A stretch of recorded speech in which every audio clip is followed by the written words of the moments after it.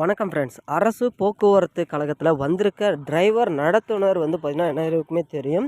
So இதில் நிறைய குழப்பங்கள் ஏற்பட்டிருக்கிறதுனால அனைத்து ஜியோ மாற்றி மீண்டும் நோட்டிஃபிகேஷன், அதாவது டிரைவருக்கு தனியாக கண்டக்டருக்கு தனியாக நோட்டிஃபிகேஷன் விடணும் அப்படின்னு கோரிக்கைகளும் ஸோ நிறைய இடத்துல பார்த்திங்கன்னா அதுக்கான நடவடிக்கை எடுக்கப்படும் அப்படின்னு சொல்லியிருந்தாங்க.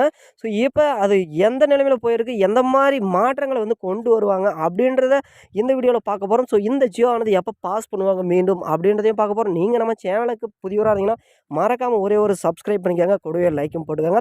ஸோ இந்த டிரைவர் நடத்துனரை பொறுத்தளவுக்கு கிட்டத்தட்ட ஒரு 8 ஆண்டுகள் ஆயிடுச்சு. ஸோ இப்போ ரீசெண்டாக கூட ஒரு 802 வருஷத்துக்கு முன்னாடி 800 சம்திங் போஸ்டிங் போட்டிருந்தாங்க. 801 போஸ்டிங் போட்டிருந்தாங்க.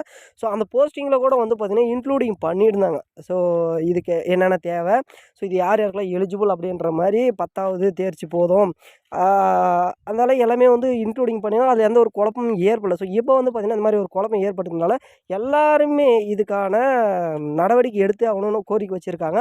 ஸோ கண்டிப்பாக இதுக்கான நடவடிக்கை எடுப்போம் அப்படின்னு அரசு தரப்புலையும் சொல்லியிருக்காங்க.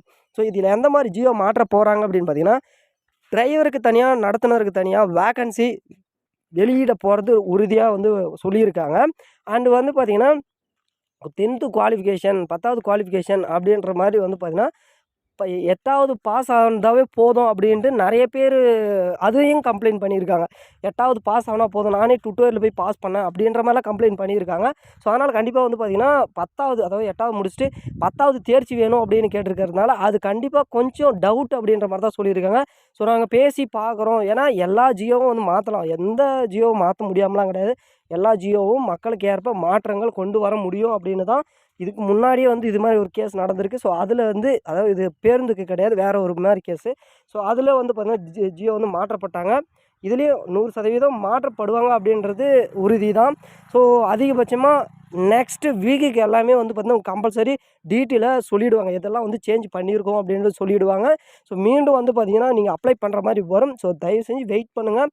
ஏன்னா நிறைய பேரோட அதான் டிரைவர் தானே கான்ட்ராக்டர் தானே எடுத்துகிட்டு போங்க அப்படின்றதா இருக்குது. ஸோ கண்டிப்பாக மாற்றி தான் கொடுக்குறதா சொல்லியிருக்காங்க. ஸோ மீண்டும் அடுத்த வீடியோவில் பார்ப்போம். நன்றி, வணக்கம், தேங்க்யூ.